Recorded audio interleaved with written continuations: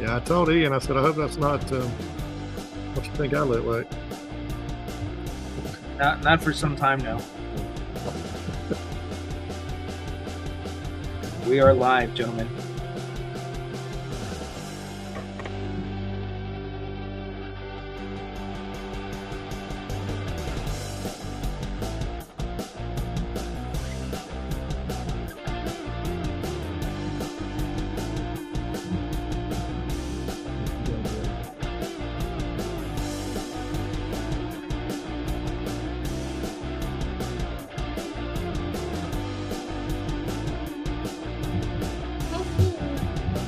It's not ready yet.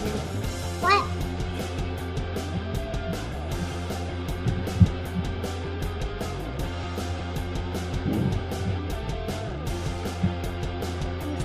But you're not going to stay here long.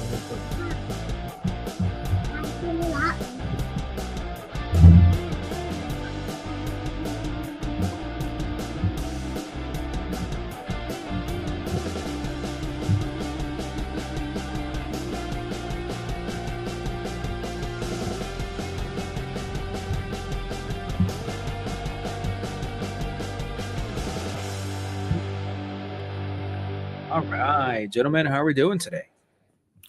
We're doing good. Got us a little special guest here with us tonight. Won't be a little part of the show here. How was the white?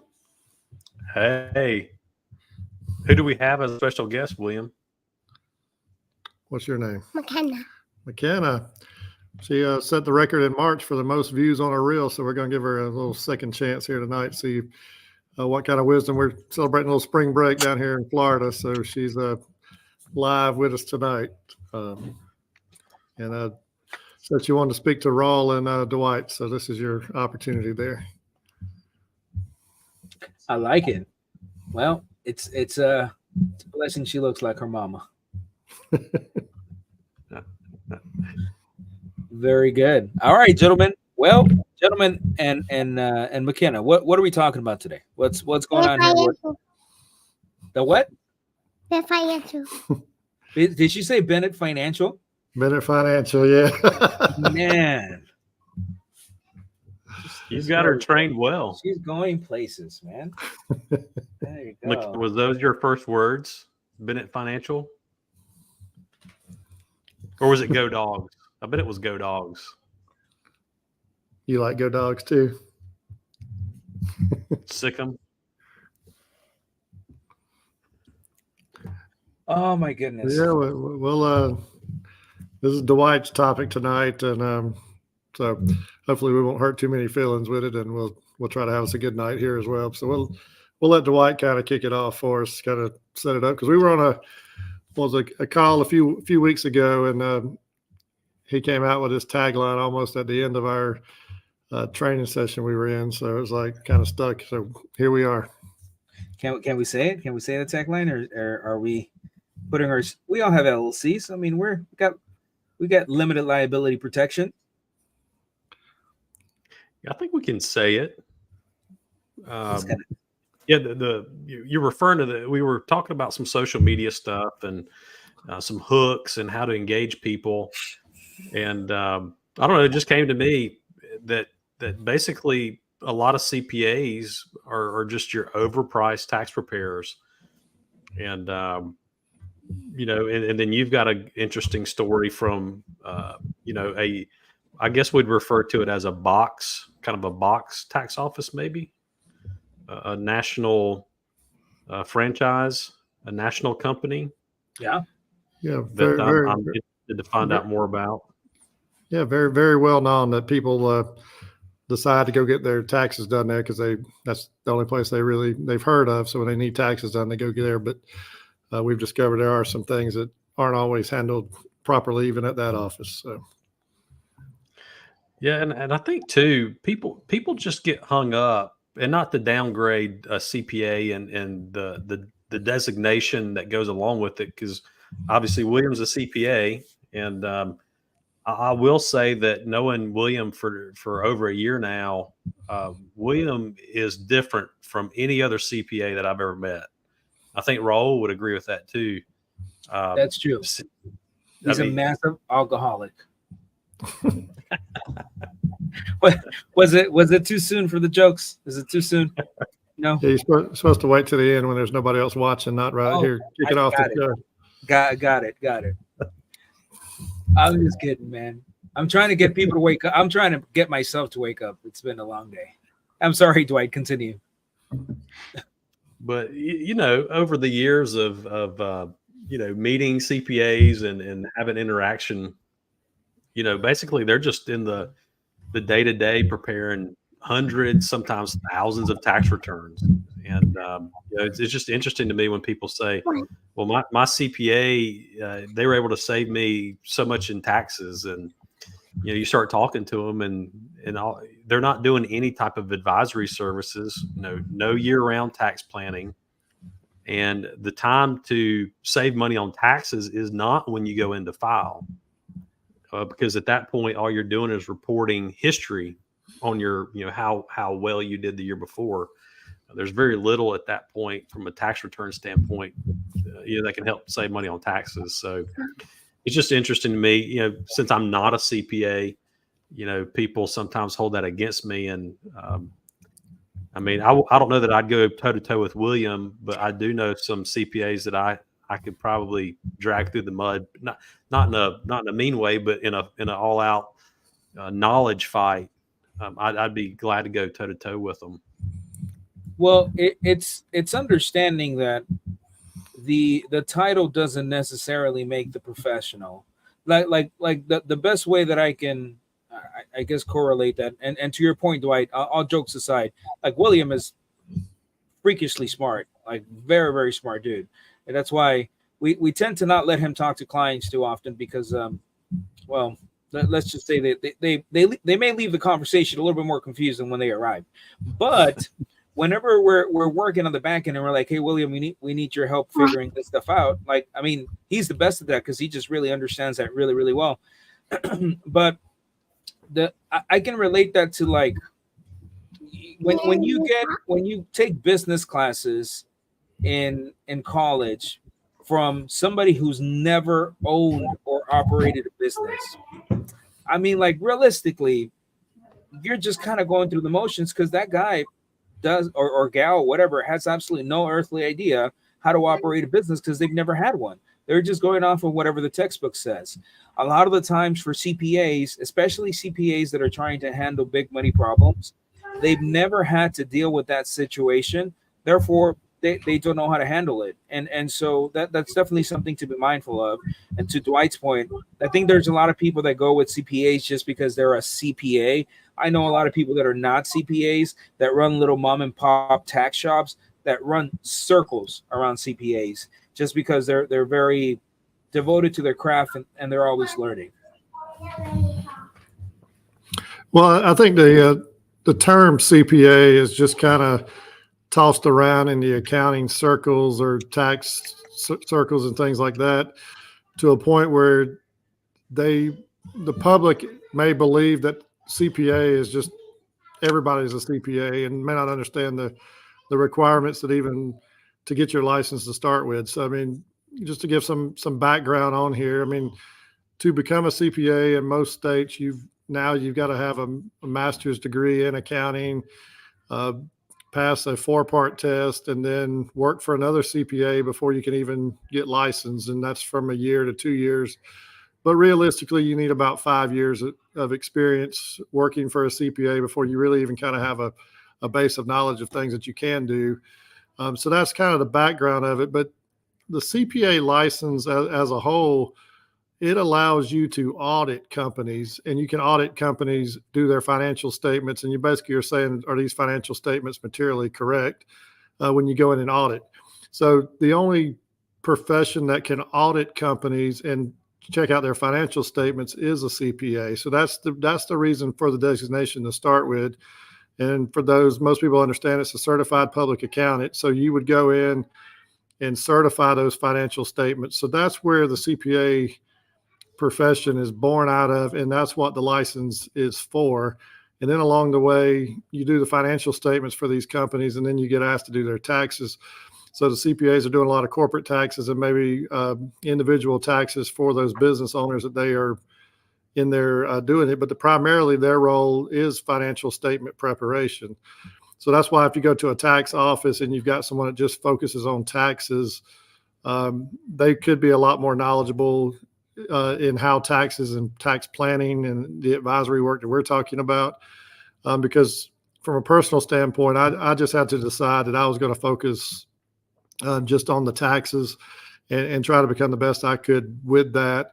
And looking at taxes from a planning standpoint of how do we save money on these taxes and get strategy involved. And that's when you guys and I kind of hooked up and started working together from the time of bringing on a client to how we put a tax plan together, and then ultimately get the taxes prepared after year end based on that plan that we've been working with.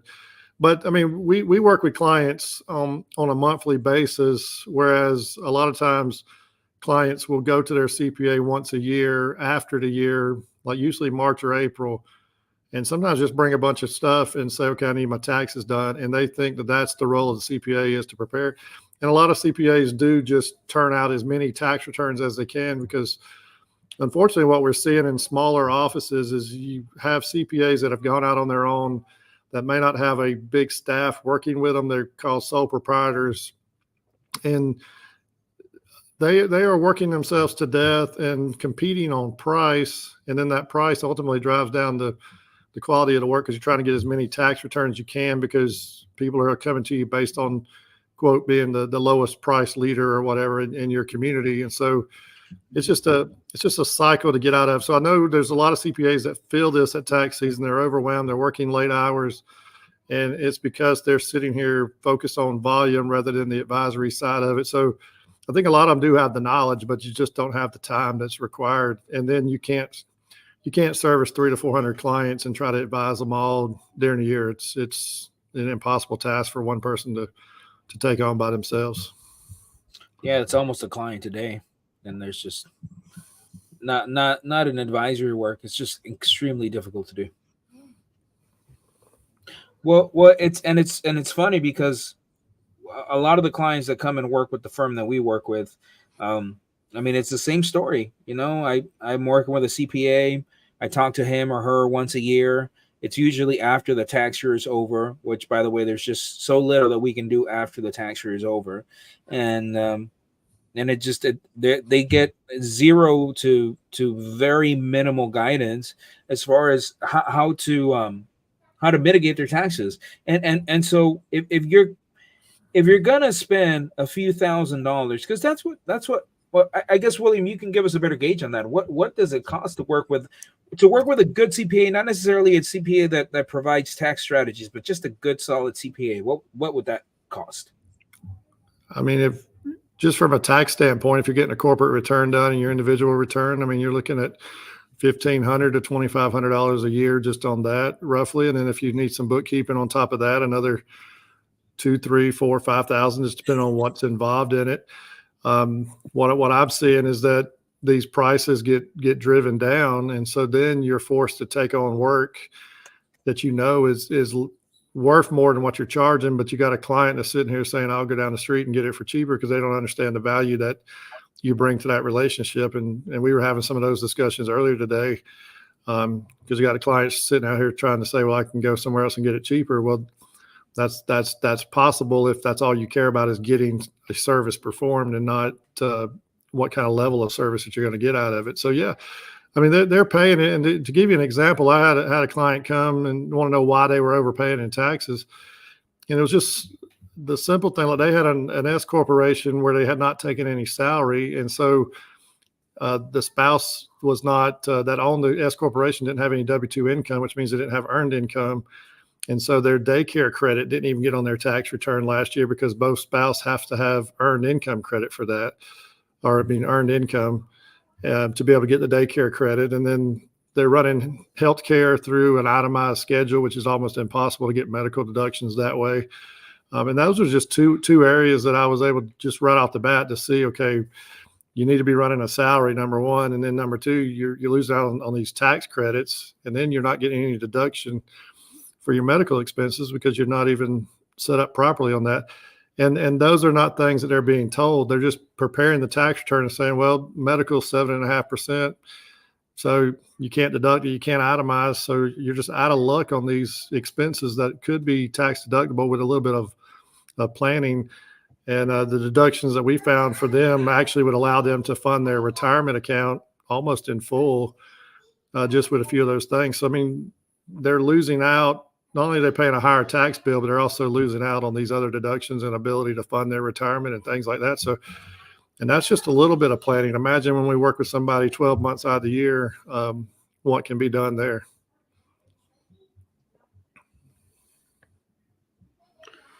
Well, one observation that I've made is for whatever reason, and this isn't just against CPAs. This is just people in the tax industry in general.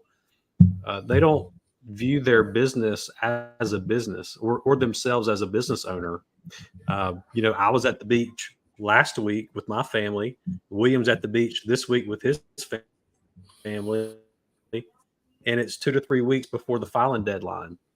How many CPAs and tax pros are out there that are at the beach, the past 2 weeks?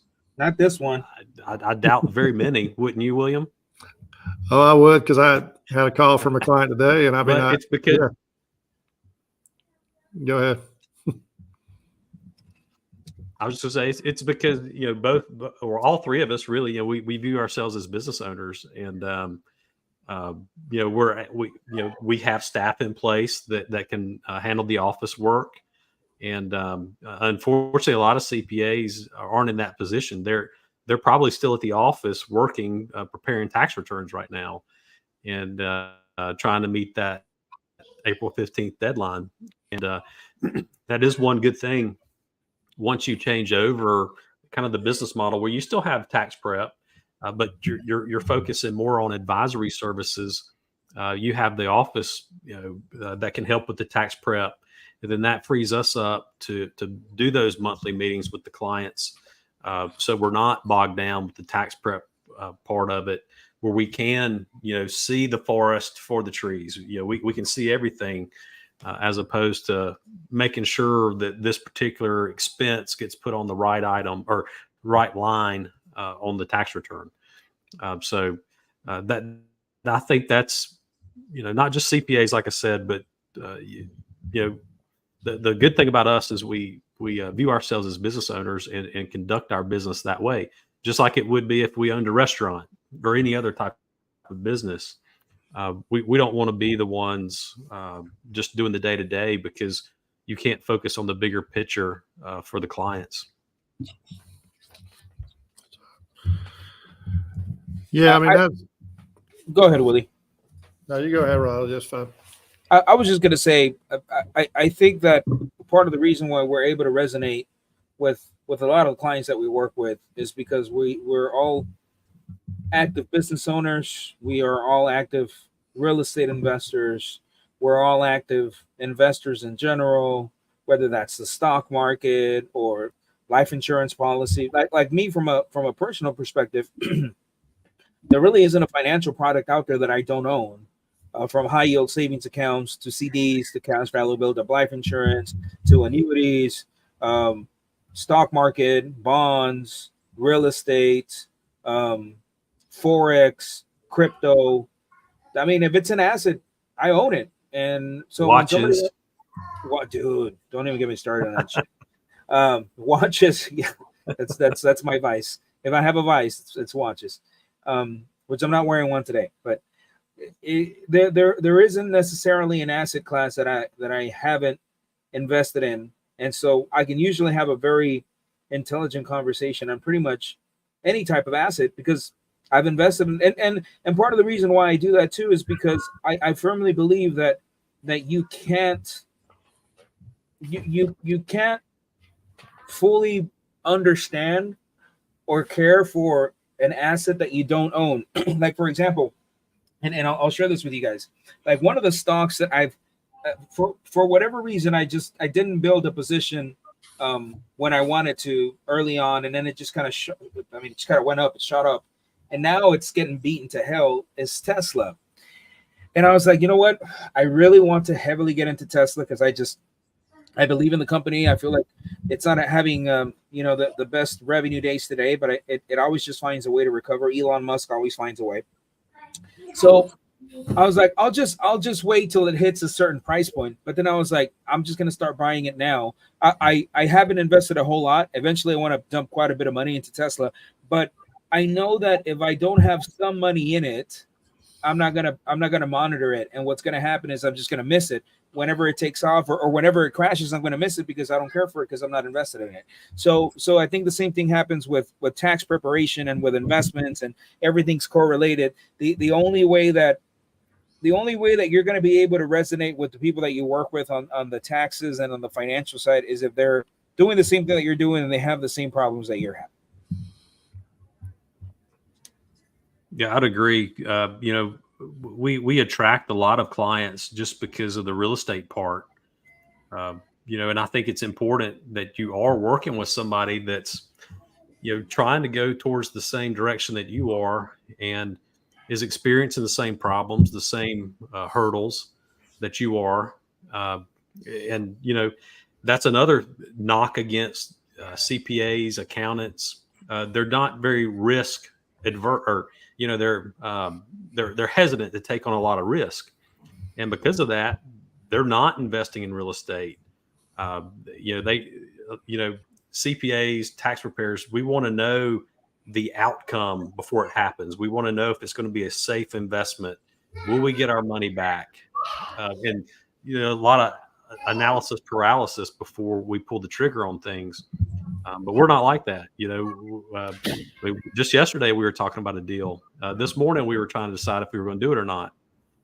So we're all the time looking for investment opportunities with real estate.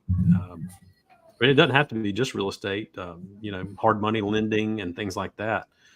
And but I guarantee you, your average CPA accountant is not even thinking about real estate investments on April the 3rd, like we are, because we're all the time looking for an opportunity to continue to make money and provide for our families and, ultimately build wealth. But for whatever reason, maybe it's mindset. You think it's mindset that they get fixed to where they don't want to take on risk, or I don't know. Maybe they've had a bad experience, and that's kind of jaded them. I just don't understand it. I don't know if you guys maybe have a different opinion as to why.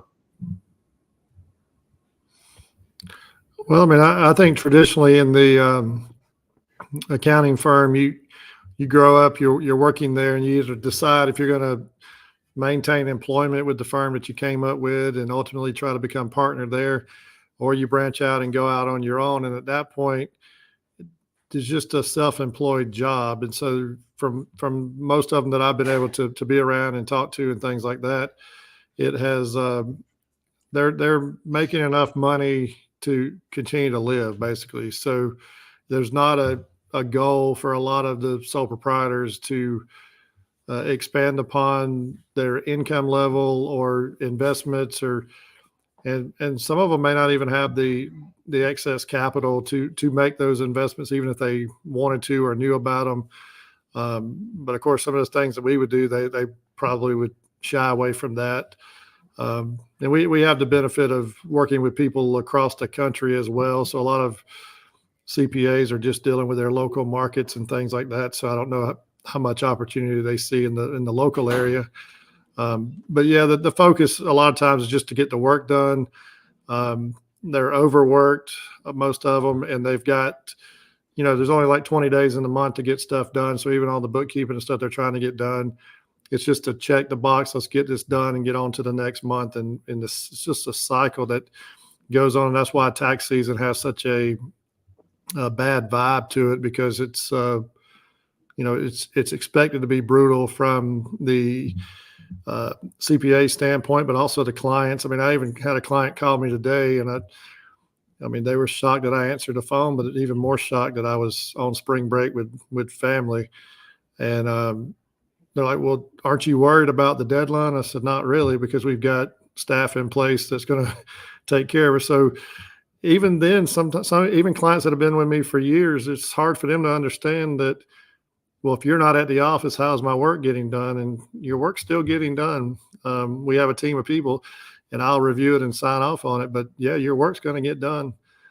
So don't need to worry about that. And being able to enjoy family time, I wouldn't trade that for the world and all and things that come with that. So I mean, when I found out, Dwight, that you took time off with family and things like that, I said, well, these are guys that because I'm a business owner, person that enjoys having a good time, and then CPA is just kind of my license and profession, but it's not how I just want to live life just to be a CPA. But it does give you credibility in the market and things like that. But it also shows that you can have a personality and have some fun along the way.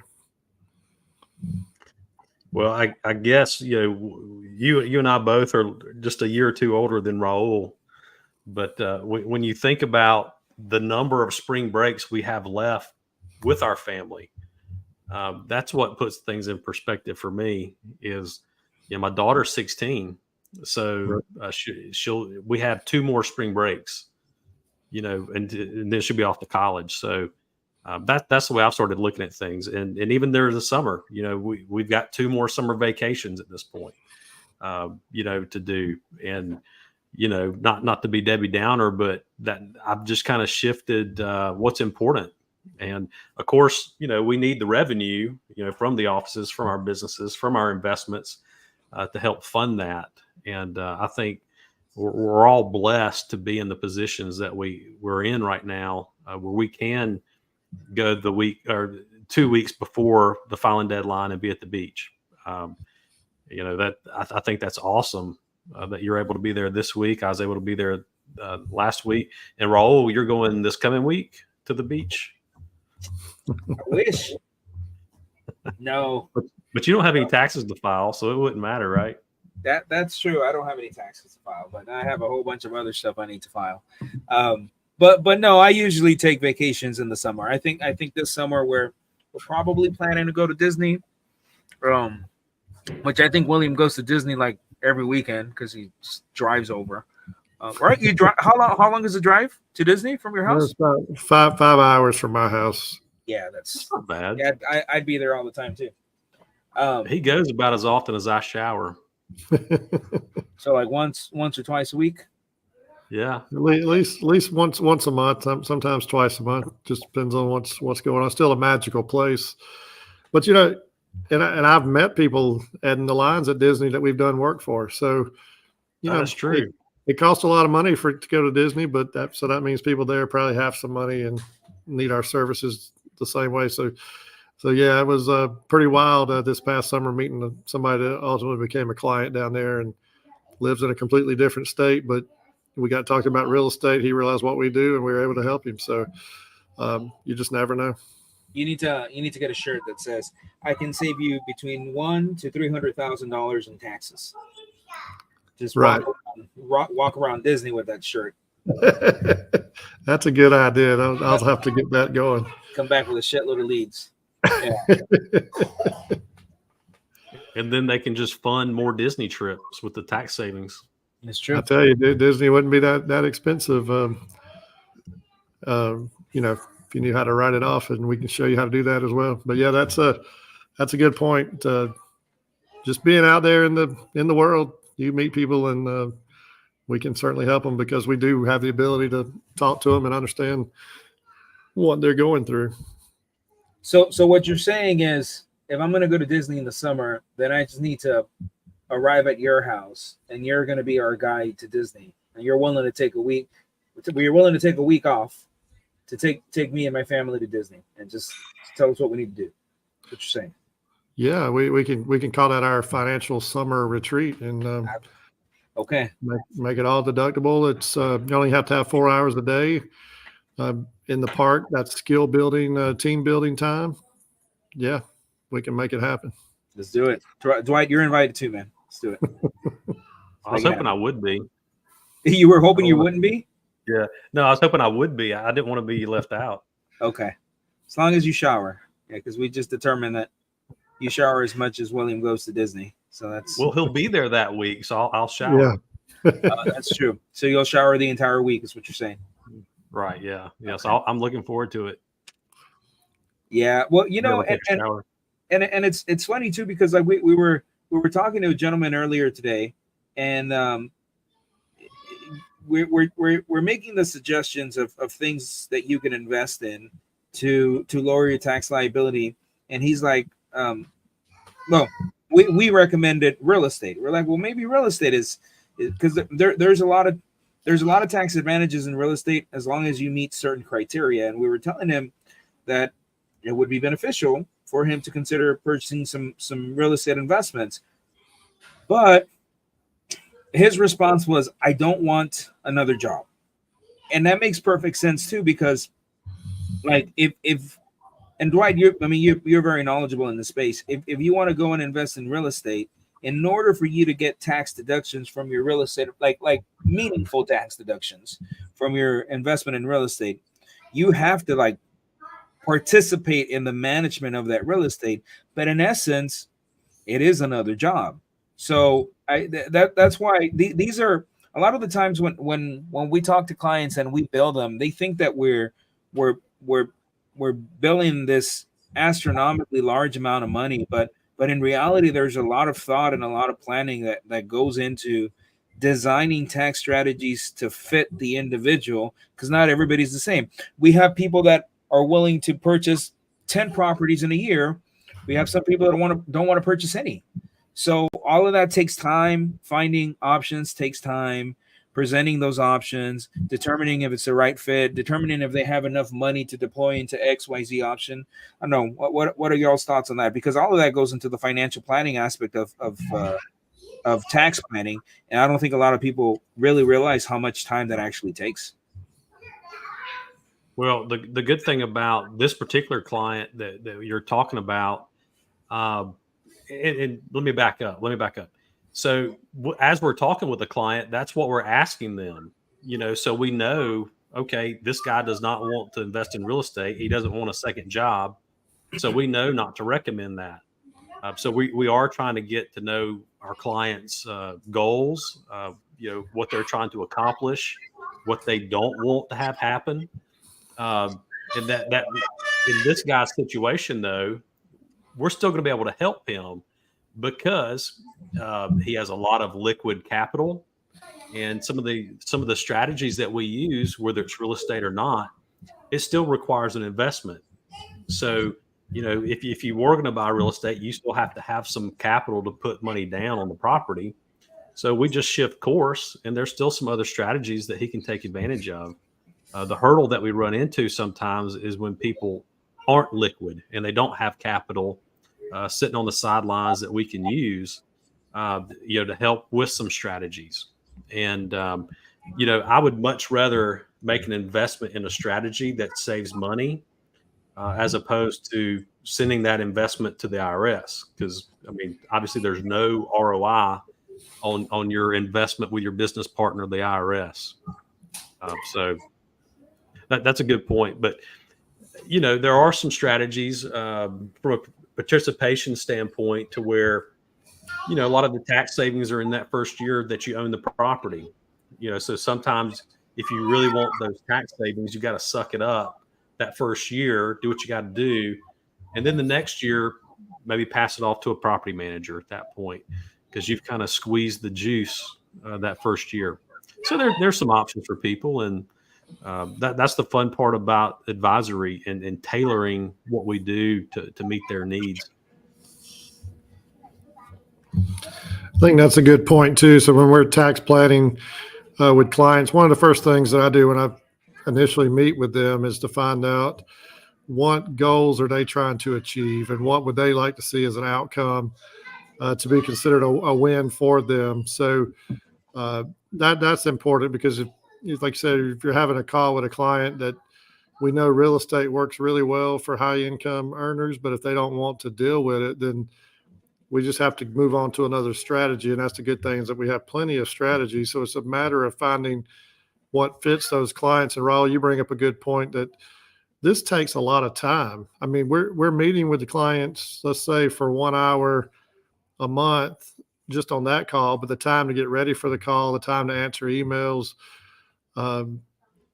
that's really all you can do is decide that you're going to be a tax advisor versus trying to get all the other CPA type work done. So that, I think that's the big thing, is you got to commit to it. And when we were making that transition, not only did we have to commit to our education and learning additional skills, but we had to commit to learning how to market. And it was a tough transition of hiring some staff to take care of some of the back office work while we focused on growing on the advisory side of it. And so it's just, there's some work involved, but you got to want it enough. And I just couldn't see sitting here till I was 65, 70 years old, slaving away at a tax season, and every tax season feeling like you were just defeated, and check your bank account and you really didn't have a whole lot of extra money there. It was a little bit of extra, but how are you going to survive the rest of the year waiting for tax season? That's where a lot of tax preparers, they don't have any other sources of income after tax season. I found that out from talking to other professionals in the industry, and it's like, okay, what do we do after tax season to make income? So by going into the advisory side of it, not only do you have year-round income, you've got good income because it is a specialty service that you're providing, which then allowed us to hire some more staff at the office and things like that, to really kind of fill out the firm. And even, the things that we work on together, collectively, we're able to help these clients and things that I might have thought of that I can share with you, and things that you guys share with me. And I know Dwight and I kind of go back and forth, and Roll says, we're just a bunch of nerds over here. But it's just fun for us. I mean, to really figure something out and say, we finally, we're able to help that client. Well, and then also, man, I mean, we have to we have to set some realistic expectations. I put this post on Facebook the other day where I was talking to this gentleman. His tax liability, what he owed the IRS, was like $350,000. So for you to owe the IRS $350,000 in taxes, I mean, your net income is like right around $1 million, give or take, depending on your state. So some states have state taxes and whatnot, but right around the $1 million mark. And so he wants us to help him mitigate his $350,000 tax liability. One of the first questions that I need to ask him is, how much capital do you have?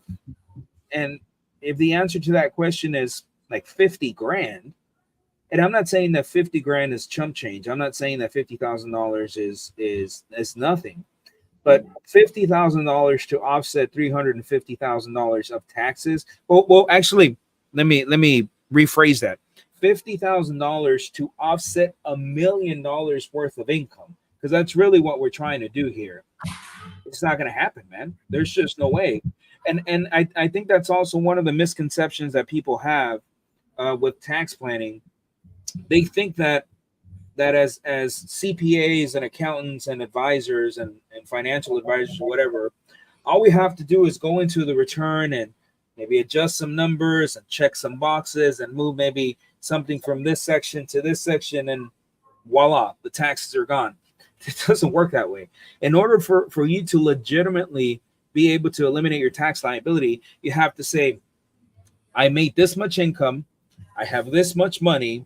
How do I take this money from here and move it over here? Because when I take the money from here and move it over here, this is going to issue me a very specific type of tax form. And through that tax form, I'm able to lower my income and therefore lower my tax liability. That's where the majority of the tax strategies come from. But you still have to have liquid capital to be able to do so. And that's what a lot of people don't understand.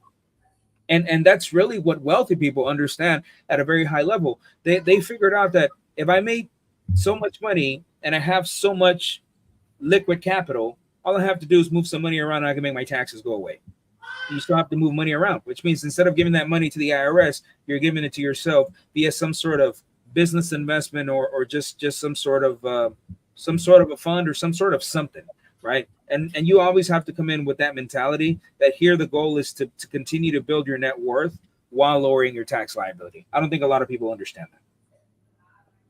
Well, and if you owe 350,000 and all you have is 50,000, regardless of tax strategy, how are you going to pay the taxes? I mean, that's another one too. Yeah, you're not going to be able to. The title of the show is your CPA is just an overpriced tax preparer. I got my start in the tax industry at my dad's office, and he's not a CPA, and that was people gave him a hard time sometimes about him not being a CPA, but at this point he's been preparing taxes for I guess 40 years. He's 75, so about 40 years at least. And it just the knowledge and expertise. And the reason I bring that up is when you're talking about moving numbers or changing numbers and just kind of moving things around. I remember when I was working with my dad, one of the things that he referred to that as massaging. And so he would just tell me to get the tax return started and get everything put in. And then he would come behind me and massage it, the tax return. And so that was his way of saying that, maybe there was some manipulation there with some of the numbers, but it was always in an ethical manner. I don't think he was doing anything wrong, but there is some wiggle room that you can do.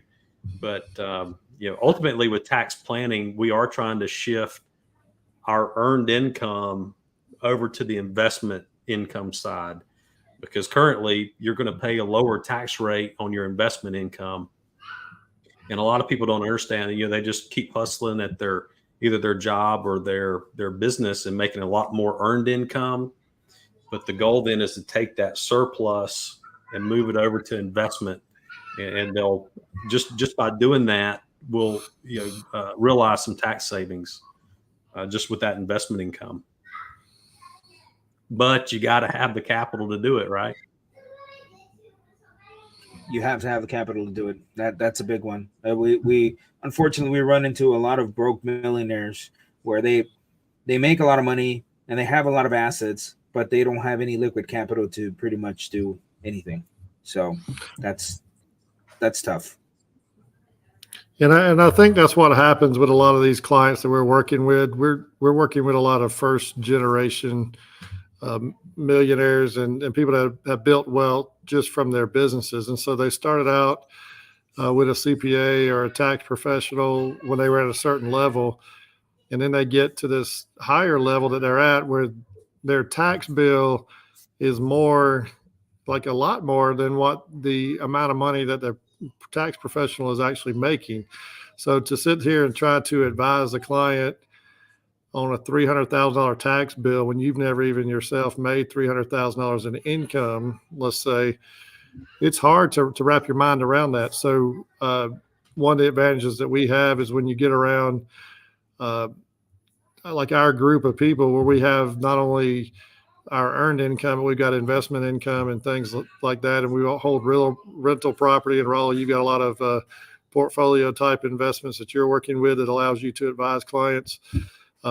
We're just a more well-rounded way to, and that's why the clients are attracted to us to come work with us, in those ways, because we can help them at a higher level, because a lot of the problems that they're facing, we've seen with other clients, but it's a big specialty that we're working with. And so, probably what gets told most times to the business owners is, well, you've made a lot of money, you can expect to pay taxes, and that's just the way it's going to be.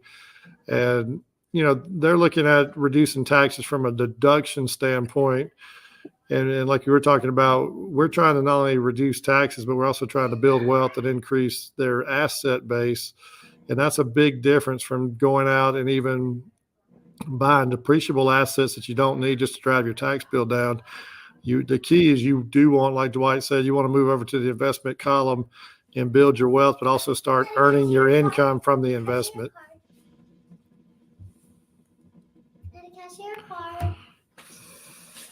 Well, I was having a conversation with a lady a little bit ago, like right before this podcast. a great lady. All of her kids were there. They're all adults, and she just received a substantial amount of money through some life insurance and inheritance and pension plans that her husband had, because her husband passed away a couple of years ago, and I guess it just took a long time for her to be able to get all the paperwork in order. So received roughly about $1 million, give or take, and they're completely and totally lost as far as where to allocate the money, what to do with the money, what are the options. Already, like, I'd say half of it is stuck in CDs and annuities. Not because those are bad instruments. I've utilized both of those a lot, but because the bankers at the bank that she banks with, like, just automatically put her in those instruments.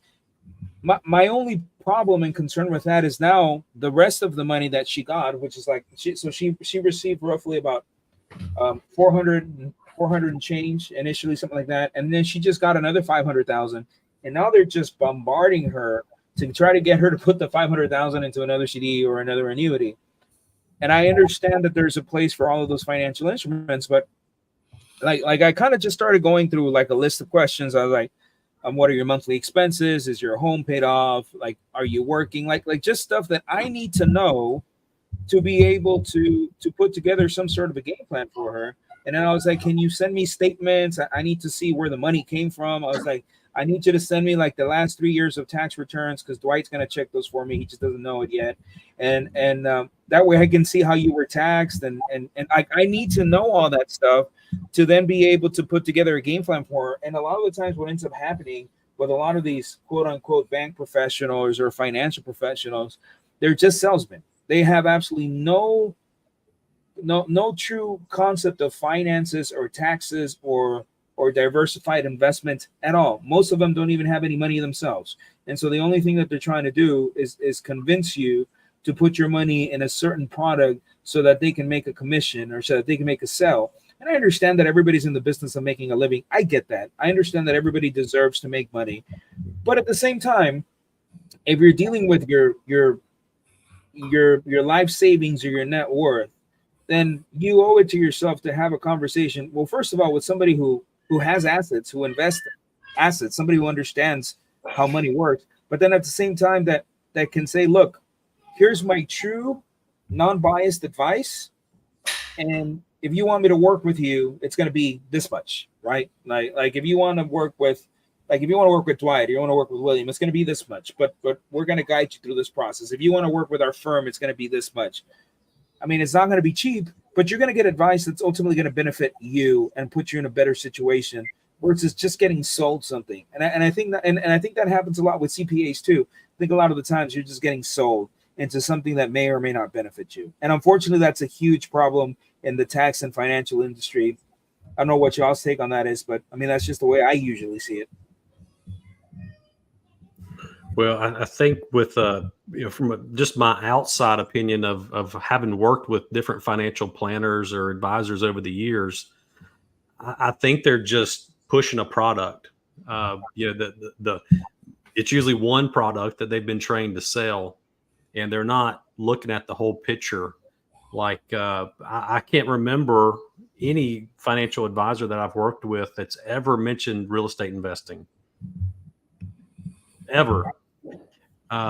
Because they don't get commission when you go out and buy real estate. They don't make any money. So that's what makes Raul different. And it's refreshing to hear, a financial advisor talk about other investments other than just mutual funds and stock. There's a lot of things you can do with life insurance that financial advisors don't talk about. So there's a wide variety of things that you have access to, even a self-directed IRA. You're not going to have a financial advisor advise you to go do that, because once you take that money and self-direct it, they're no longer getting commission. It's probably no longer assets under management for them. So that's just my take on it. Here again, we go back to, it's important to work with somebody that's doing the same things that you are. And if you like investing in real estate, then I think whoever's handling your finances, whoever's handling your tax strategies, should also be investing as well, because they have real world experience with that's going on. Just like us being business owners, we're in the tax industry, the financial industry, but first and foremost, we're business owners. And, just like the clients that we help, they are business owners. They just happen to be doing a particular trade or a particular business. And it's important that whoever you're working with views themselves that same way. And, is ultimately trying to accomplish the same things you are, building wealth, continue to earn more money, and leave a legacy behind for the family. We need to do a better job of checking we actually had a lot of comments. Art, we apologize, man. So this gentleman Art Hinojosa has some really good questions, but we have some good friends. So Angelica, thank you so much for replying. Angelica's she's actually a tax professional and a life insurance agent that very, very knowledgeable in her space. And then Trey is there responding for us as well. Trey is one of the advisors that works with the firm that we work with. So thank you guys. So Art was asking some good questions. Let me see here. He was asking if you should keep your real estate investments under your own name or an LLC. We always recommend an LLC if you have tenants. It just helps you limit your liability protection there. There's some other things that you should do, like create a property management company and other things to be able to get some more tax benefits. And then Art said he wishes he could learn more about how to save taxes. Well, one of the things that you need to know, Art, if you're still watching, and we really do appreciate your comments. If you make less than $150,000, I would say even if you make less than $200,000 a year, guys, you don't have a tax problem. Like you pay taxes, I get it, but you don't have a tax problem, because assuming that you live in a state where you don't pay state taxes, like Texas, you make less than $200,000 a year. What would be your effective tax rate, William? Would that be like 24%? At the high end, but that's the marginal rate. So the effective rate's probably going to be a little bit less than that. Average somewhere between 15 to 20%. Okay, so I mean, yes, you're paying taxes. I get it, but you're not getting annihilated like somebody who makes $850,000. Like they have a tax problem, and the reason that is because the more money you make, the more you start to get tiered up into higher tax brackets. So the first suggestion that I would make for anyone that makes less than 200,000 is let's figure out a way to make more money. And there's just so many ways for you to make more money, but you have to have liquid capital to be able to make more money. Like you have to have your full-time gig where you're making money by going to a job or by running a business. And then you have another $150,000, $200,000 on the side working just as hard as you are. It could be in a real estate investment. It could be sitting in the stock market. It could be sitting in cryptocurrencies. It could be sitting in a CD for now, just because you haven't found any other opportunities to take advantage of. But it needs to be doing something.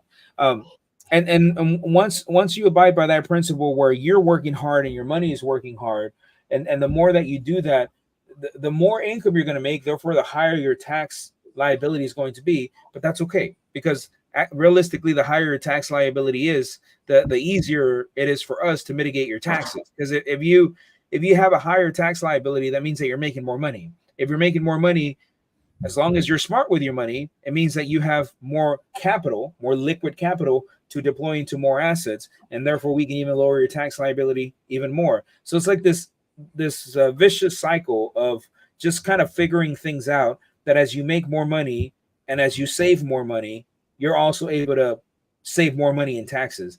And unfortunately, most people do the exact opposite. As they make more money, they spend more money. And then they go and they make more money, and then they figure out how to spend more money. And they never even have $25,000 to their name, yet they're making more money. They make $150,000, $175,000, $200,000, $250,000. But because they never really put themselves in a scenario where their money is working as hard as they are, they're realistically, they're always broke. and they're never going to be able to find any tax savings anywhere because they don't have any liquid capital to be able to take advantage of tax savings. Well, and I guess it's all relative too, right? I mean, if you have a $30,000 to $40,000 tax liability, to you, that's high, but in order to work with a tax advisor or tax strategist year round, you really need to owe a little bit more to make it worth your investment working with somebody like ourselves, because ultimately, you should get a return anytime you spend money. It should always be an investment. So that's what we're always talking about. Excess of 250,000. At that point, you're starting to run into a pretty sizable tax liability that would make sense to work with somebody to help mitigate that for you. But here again, we keep harping on the need for capital because at some point you're going to make an investment one way or the other. You're going to make an investment with the IRS, or you can make an investment and keep the money in your pocket through a strategy that can help reduce your taxes. So ultimately, regardless of how much money you're making, and two, I was just thinking about this. For people that are even making below 100,000 and investing in real estate, you can deduct up to 25,000 of passive losses without having to qualify as a real estate professional. So that's one opportunity for people out there. Buy an investment property and be active in it. You still need to participate. You're just not subject to the requirements of the 750 hours, the more than half your time spent in the activity like you would be to get real estate professional status once your income exceeds 150,000. So, if you're not making over 100,000, there's still some tax saving opportunities there through real estate for people like yourself. Yeah, that was, we were talking about that one time. We were trying to figure out a strategy, and we said, well, they're only at 100,000. They can get that $25,000 deduction right away. But yeah, that would be a big thing to build some wealth, because if you save that money in taxes, and that can become a down payment for you to get started. I mean, the point is you got to get started where you're at, but it also is it's a mindset shift of, I want to build wealth. I don't want to just earn income. And so that's different between what we would call being rich and being wealthy, is that eventually your assets would produce enough wealth to provide your lifestyle and your income. And so it'll take a little bit of time to get there for most people, but at least you start out by making those investments. And the trick is as your income increases, not to increase your lifestyle. And that's what Raul's talking about, is that there's a tendency to say, I'm making more money, I can spend more money. And it's easy to do because a lot of times you might only get that increase on a monthly or every couple of weeks basis. It doesn't seem like a lot of money, but over the course of a year, it does add up to produce opportunities for you. So to your point, we got to keep the money working for us, or it goes to the government.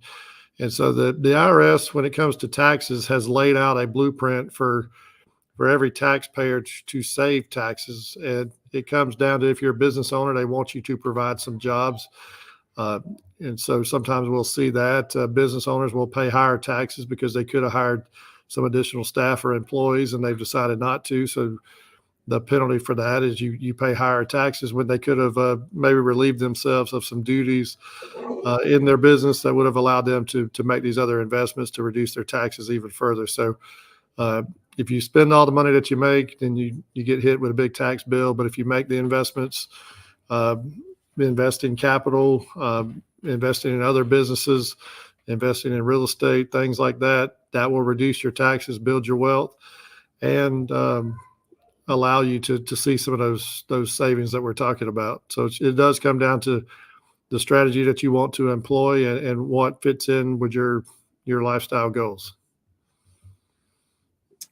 There's a moment in every adult man's life when you realize that you put chicken in the oven 4 hours ago, and you're like, what's that smell? I was like, oh shit.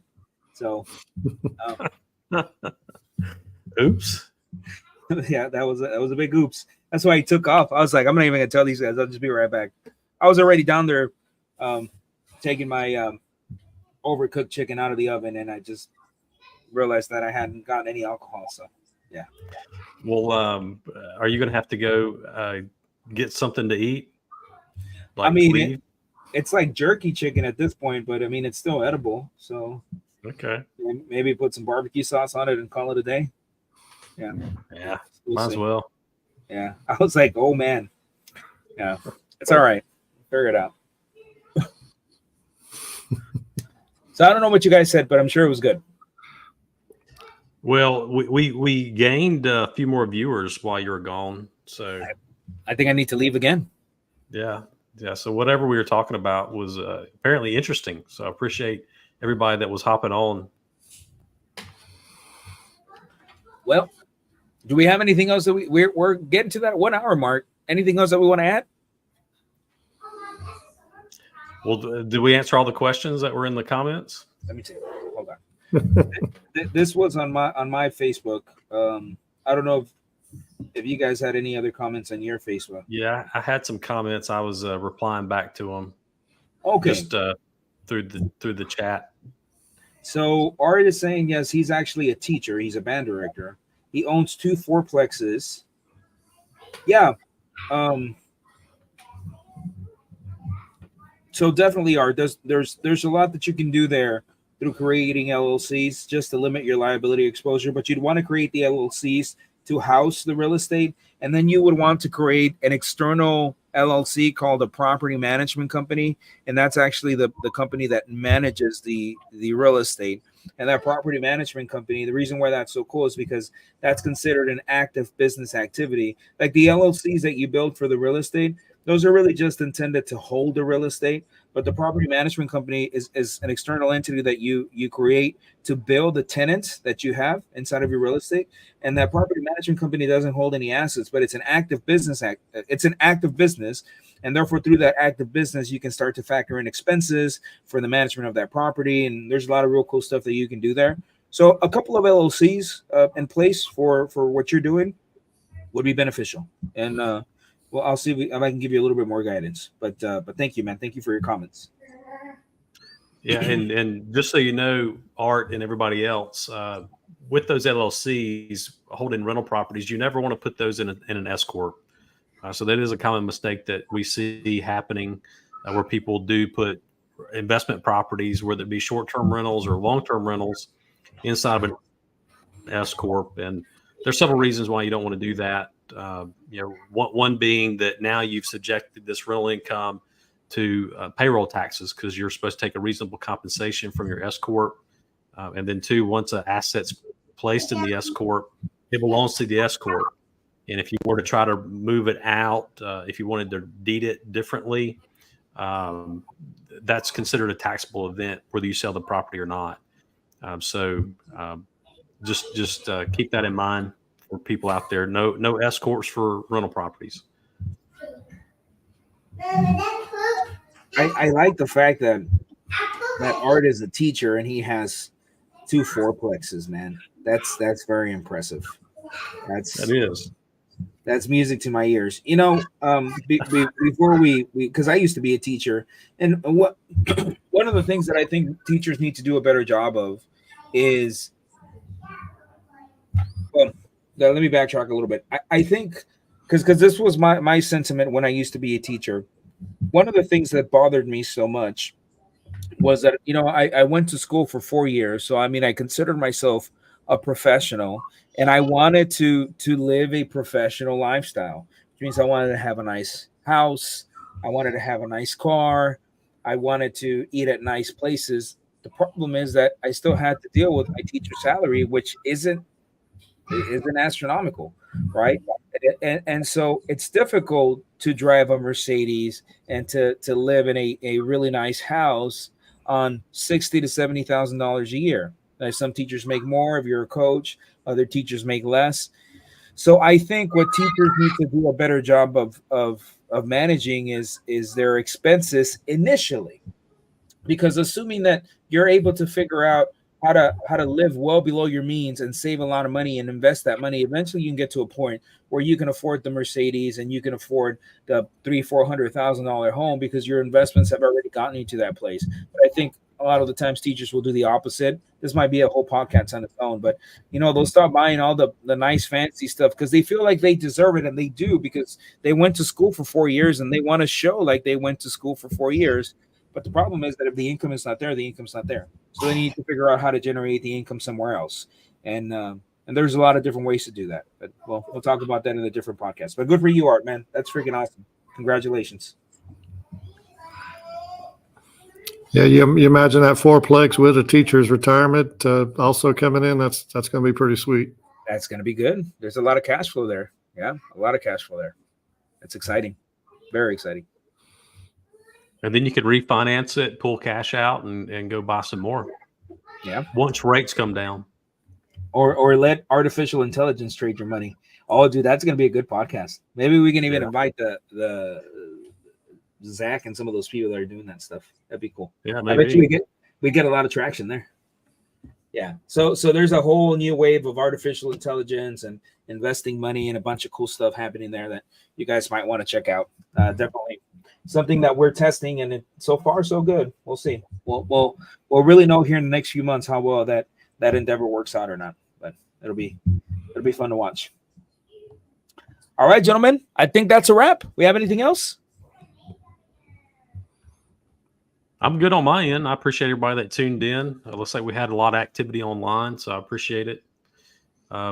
April 3rd, so we've got 12 more days to the filing deadline. So if you haven't filed, you better get your stuff together or file an extension.